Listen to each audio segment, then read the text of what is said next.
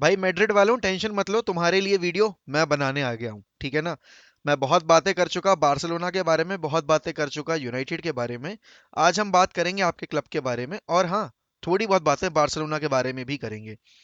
लेकिन मैड्रिड की ये ट्रांसफर विंडो सबको लग रहा होगा बहुत शांत शांत जा रही है, लेकिन नहीं भाई। मैड्रिड को जो प्लेयर्स चाहिए थे मैड्रिड ने ऑलरेडी साइन कर लिए हैं। उनको चुआमेनी चाहिए था, उन्होंने चुआमेनी साइन कर लिया है। उनको रूडिगर चाहिए था, उन्होंने रूडिगर साइन कर लिया है। अब बात आके रुकती है यहाँ पर, वो कैसे अपने जो यंगस्टर्स हैं उनको नया कॉन्ट्रैक्ट देते हैं। और भाई यहाँ बातचीत शुरू हो गई है विनीशियस के नए कॉन्ट्रैक्ट के लिए, रोड्रिगो के नए कॉन्ट्रैक्ट के लिए और एडर मिलिटाओ के नए कॉन्ट्रैक्ट के लिए। साथ ही साथ लूका योविक को फियोरेंटीना जाने का उन्होंने पूरा इंतजाम कर दिया है। नई रिपोर्ट ये है मार्तियो कॉटेहेना की तरफ से कि जो यूवेन सॉरी फ्लोरेंटीना है वो जोविक की पूरी सैलरी पे करने को तैयार है, और 50% का सेल ऑन क्लॉज भी डाला हुआ है। अब यहाँ पर देखो यार, सीधी साफ बात यह है कि मैड्रिड को ये पता है कि उनके लिए जो उनकी करंट टीम है उसमें जोविक को जगह दे पाना बहुत मुश्किल है।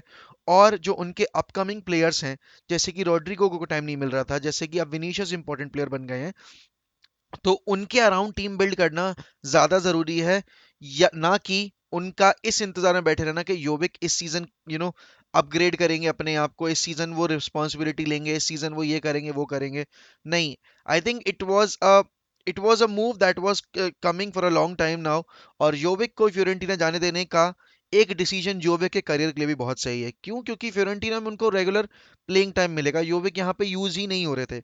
कार्लो एंचेलोटी उनकी जरूरत नहीं समझ रहे थे, और जिस तरह की फॉर्म में बेंजेमा थे last season, I don't think के उनको किसी भी तरीके से कोई अपॉर्चुनिटी मिलने वाली थी। अभी भी कुछ डील्स ऐसी हैं जो कि मैड्रिड को देखनी पड़ेंगी, जैसे मारियानो के उनको क्या करना है वो उनको देखना पड़ेगा। एक बैकअप स्ट्राइकर आई थिंक उनको ढूंढ के लाना पड़ेगा। और एक जो राइट बैक का एरिया है, ऑड्रियोजोला को वो कैसे मौका देंगे देंगे नहीं देंगे, वो देखने वाली बात होगी। तो यहाँ पर अभी बहुत सारे हैं एरियाज जिसमें उनको वर्क करना है। लेकिन बेंजेमा की नई डील 2024 तक, नाचो की नई डील 2024 तक, आपके एडर मिलिटाओ की 2026-28 तक, रूमर है शायद 2028 तक या 26 तक साइन करने को रेडी हैं एडर मिलिटाओ। और विनीशियस और रॉड्रिगो की नई डील्स पे वर्क किया जा रहा है। तो भाई मैड्रिड अपनी जो फ्यूचर है उस पे ध्यान देकर काम कर रही है, ना कि सिर्फ 1-2 साल के प्रोजेक्ट पे वर्क करना चाह रही है। और इसी वजह से उन्हें चुआमेनी, कामाविंगा और वेलवर्दे, इन सारे प्लेयर्स को अभी लाकर सेटल कर लिया, जिससे कि वो ओवर द ईयर्स उनको डेवलप करके जब क्रूज मॉड्रिच जैसे अगले साल अगर जाते हैं ये लोग, तो उनको ऑफिशियली वो इनहेरिट कर देंगे सीधे फर्स्ट टीम में, रेगुलर प्लेयर्स के बेसिस पे। तो भाई मैड्रिड फैंस घबराओ मत यार, तुम्हारी टीम बहुत बैलेंस्ड है, और आई थिंक ला लीगा में सबसे बैलेंस तुम्हारी ही टीम है। यूरोप में भी तुमको सिर्फ अगर एक प्रॉपर बैकअप नंबर 9 मिल जाए, जो कि बेंजेमा को, अगर बेंजेमा का रफ पैच आता है तो उसमें अपना परफॉर्मेंस देकर मैड्रिड को सफर ना करने दे, क्योंकि लास्ट सीजन जितने भी गेम्स में बेंजेमा नहीं खेला था, मैड्रिड वर लिटरली सफरिंग। तो हाँ, उस तरीके से तो अभी एक एरिया है कंसर्निंग एरिया। लेकिन अगर मैं सेंटर बैक डिपार्टमेंट की बात करूं, आपके पास एडर मिलिटाओ आ गए हैं, आपके पास रूडिगर आ गए हैं, आपके पास डेविड आलाबा आ गए हैं, आपके पास नाचो भी ऑप्शन के तौर पर। तो यू हैव इनफ ऑप्शंस और उसके साथ आपके पास, अगर लेफ्ट बैक पोजीशन की बात मैं करूं, तो आपके पास David Alaba can play as a left back, क्योंकि उन्होंने इनिशियली 7 साल लेफ्ट बैक ही खेला था। आपके पास फर्लैंड मेंडी है, और नाचो तो भाई कहीं भी खेल लेते हैं, तो he can play anywhere. Right wing का एरिया मुझे थोड़ा सा लग रहा है, जो राइट बैक का एरिया है वो थोड़ा सा एक कंसर्निंग एरिया है, लेकिन ऑड्रियोजोला को अगर वो फिट कर लेंगे भाई, तो थोड़ा सा शायद सरदर्द जो है वो कम हो जाए कार्लो एंचेलोटी का। रीस जेम्स तो नहीं आने वाले हैं सीजन मैड्रिड के पास।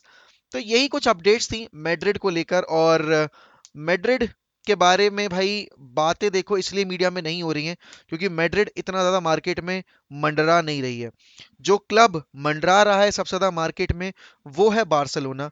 और हम सबको पता है कल होर्हे मेंडेस थे लपोर्ता के साथ, और उन्होंने पॉसिबिलिटीज डिस्कस की हैं बर्नार्डो सिल्वा के ट्रांसफर की। उन्होंने पॉसिबिलिटी डिस्कस की है आपके जूल्स कुंडे की, क्योंकि देखो यार, सबको ये लग रहा था कि होर्हे मेंडेस रोनाल्डो की वजह से बार्सिलोना के प्रेसिडेंट लपोर्ता के साथ मीटिंग करने गए हैं। नहीं भाई, वो कोई रीजन नहीं था। होर्हे मेंडेस बर्नार्डो सिल्वा को रिप्रेजेंट करने करते हैं, और मोंकी ने पूरी जिम्मेदारी जूल्स कुंडे के ट्रांसफर की सीधे सीधे दे दी है होर्हे मेंडेस के कंधों पे। और ओरे मेंडेस, क्योंकि हम सबको पता है Jules Kounde want to play for Barcelona. और साथ ही साथ आपके, अगर मैं यहाँ पर बर्नार्डो सिल्वा की बात करूं, तो बर्नार्डो सिल्वा ने भी डिजायर दिखाई है बार्सिलोना के खेलने के लिए। तो उन्हीं डील्स पर एक्चुअली एक तरीके से आइडिया बिठाने की कोशिश की जा रही है दोनों पार्टीज के साथ, कि कैसे ये डील फॉर्मुलेट कर सकते हैं, कैसे हम देख सकते हैं बर्नार्डो सिल्वा को बार्सिलोना में आते। अब यहाँ पर सबसे पहली चीज जो देखनी होगी वो देखनी होगी कि ऑफलोडिंग प्लेयर्स कौन कौन से होंगे बार्सिलोना से जाने वाले। अब हम सबको पता है कि न्यूज ये आ रही है कि यूल्स कुंडे के केस में डिपे को एज अ प्लेयर यूज किया जाने वाला था, जहां वो ट्रेड कर सकते थे और यूल्स कुंडे का जो मार्केट प्राइस है उसको थोड़ा कम करवा सकते थे। लेकिन सेविया ने बोल दिया कि नहीं भाई, हमें पूरा पैसा चाहिए, हमें कोई प्लेयर नहीं चाहिए बदले में। तो डिपे को तो नहीं लेना चाह रही है सेविया, लेकिन डिपे को बेचना चाह रही है बार्सिलोना। एक रिपोर्ट कुछ ऐसी आई थी जहां लिखा गया था कि Xavi does not want to sell Memphis Depay because he sees him as a player जो कि इस सीजन बहुत ही क्रूशियल रोल अदा कर सकते हैं। और यहाँ पर क्योंकि उनको ये भी पता है कि अगर लेवेंडोस्की नहीं आया तो उनके पास ओबामियांग के अलावा कोई और नंबर 9 नहीं है। हाँ, Ferran can play as a number 9, but Ferran is not as good as Memphis Depay at number 9, क्योंकि नेदरलैंड्स में हम सबने देखा है हाउ गुड ही इज। अब यहाँ पर दूसरा नाम जो सबको पता है भाई, हर किसी की जबान पर है, फ्रेंकी डियोंग। तो इन दोनों की सेल से जो आपके वेजेस फ्री होंगे, क्योंकि आपके लैंगले जा चुके हैं। और एक लेटेस्ट अपडेट ये आई है कि उमटीटी का कॉन्ट्रैक्ट टर्मिनेट किया जा सकता है म्यूचुअल एग्रीमेंट के साथ, और उमटीटी को भाई as a free agent release कर दिया जाएगा और फिर वो जाके किसी भी क्लब को ज्वाइन कर सकते हैं। हम सबको पता है कि बार्सिलोना फैंस बहुत डेस्परेट हैं उमतीती को ऑफलोड करने के लिए। लेकिन ध्यान में देने वाली बात यह है कि उमतीती के लिए अभी ये सारी जो जो भी सिचुएशन है, उससे पहले आपको जो सैलरी कैप है उसमें से हैवी चंक जो मेंटेन करके बैठे हैं प्लेयर्स आपके क्लब के अंदर, उनको ऑफलोड करना पड़ेगा। और उनमें सबसे पहला नाम है फ्रेंकी डियोंग का। अब हम सबको पता है कि लपोर्ता ने बोला था कि फ्रैंकी डियोंग को हम नहीं बेचना चाहते, लेकिन उन्होंने ये भी बोला था कि भाई हमें अपनी फाइनेंशियल सिचुएशन भी देखनी है। तो आई थिंक फ्रैंकी डियोंग वाली डील तो हो जाएगी, लेकिन मेम्फिस डिपे का जाना भी बहुत जरूरी है, because that would eventually free up a lot of wages from Barcelona's wage structure. और उसके बाद आप देख सकते हो कि लेवेंडोस्की जो अभी भी प्राइम टारगेट है बार्सिलोना के, क्योंकि उस स्टेटमेंट में वो जो इंटरव्यू था उसमें लपोर्ता ने लेवेंडोस्की को थैंक यू बोला है। लेवेंडोस्की सोच रहा होगा यार कि साले थैंक यू का मैं क्या करूंगा, मुझे बार्सिलोना में खेलना है। तुम डील प्रपोज करो ना बायर्न म्यूनिख को, वो जो पैसा डिमांड कर रहे हैं उनके साथ डील बैठ के डिसाइड करके, और मुझे लेकर आओ अपने क्लब में। मैं कब से इंतजार करे बैठा हुआ हूँ। तो भाई डील्स देखो बहुत सारी होनी बाकी हैं, लेकिन दो डील हो चुकी हैं। क्रिस्टनसन और फ्रैंक कैसी आ चुके हैं, और साथ ही साथ आपके निको गोंजाल्विस के भी एजेंट हैं, आपके होरे मेंदेस। तो निको गोंजाल्विस के मन में भी है कि अगर मुझे प्लेइंग टाइम नहीं मिलने वाला है बार्सिलोना में, तो मैं लोन डील पे जाकर कहीं और मिनट्स फाइंड करूं, जिससे कि मैं अगले सीजन एक दावेदारी पेश कर पाऊं। जो कि बहुत सही सोच है, टू बी वेरी ऑनेस्ट। एक प्लेयर अगर नहीं खेल रहा है और अगर वो बड़े क्लब में है, उससे कोई फर्क नहीं पड़ता, उसका फुटबॉल खेलना जरूरी है। क्योंकि जब वो फुटबॉल खेलेगा तो अपने गेम को इंप्रूव कर पाएगा, अपने गेम में की लगातार की जा रही गलतियों को सुधार पाएगा। अब जो प्लेयर सिर्फ प्रैक्टिस सेशंस पे काम कर रहा है और उसको मैच एड एक्सपीरियंस नहीं मिल रहा है, तो फिर उस एक्सपीरियंस का कोई मतलब नहीं बनता है। तो भाई बार्सिलोना और मैड्रिड के केस में एक सिमिलैरिटी जो है वो ये है कि दोनों में आने वाले प्लेयर्स उन क्लब के लिए खेलना चाहते हैं।